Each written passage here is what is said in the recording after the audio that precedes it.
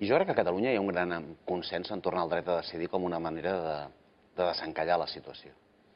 Si realment el que volem és intentar desencallar la situació i respondre a la mobilització massiva que va haver a la Diada, a la proposta del pacte fiscal, a l'austeritat del PP, a la indiferència del PSOE, crec que el que hauríem de fer és crear un gran consens, com fan tots els països seriosos, entorn a com exercim aquest dret a decidir, i això ho podrien fer forces polítiques, forces i actors socials. Això ho podem fer. El que és evident és que l'Estat no compleix. Diguem que l'acord entorn al model de finançament va millorar substancialment i l'Estat no compleix. I això és el que a nosaltres ens fa pensar que necessitem un model per recaptar tots els impostos, més enllà dels dèficits fiscals existents.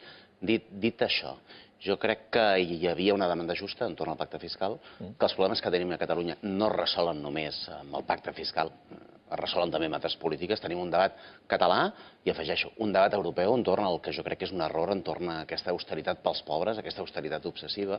Jo el que li dic és que hi ha una reivindicació nacional que no es pot amagar.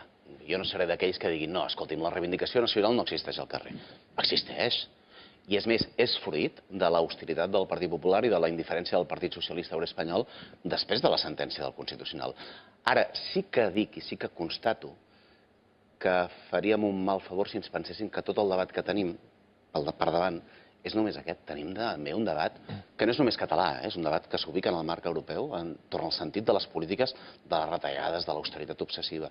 I d'això nosaltres també en volem parlar per una raó, perquè el president Mas, i vostè ho sap, al principi de la legislatura i fins fa 4 dies, s'ha passejat per Europa com l'alumne més avantatjat en aquesta classe que imparteix la senyora Merkel, abans el senyor Sarkozy, entorn a les retallades. I nosaltres això també volem parlar.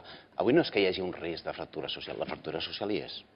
El que hi ha és el risc d'explosió social. Per tant, tot això ho hem de fer amb un refregitó, amb un gran pacte social. I aquí sí que trobo a faltar el president Mas. El president Mas no està amb tota la sensibilitat social, amb una major redistribució dels esforços, i amb això no estic dient que es pugui fer tot, que ja ho sé que no es pot fer tot, però es pot fer molt.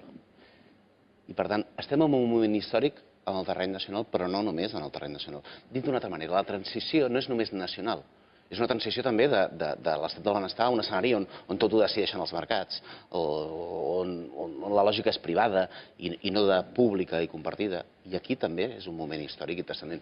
I aquí intentarem estar també a l'alçada de les circumstàncies.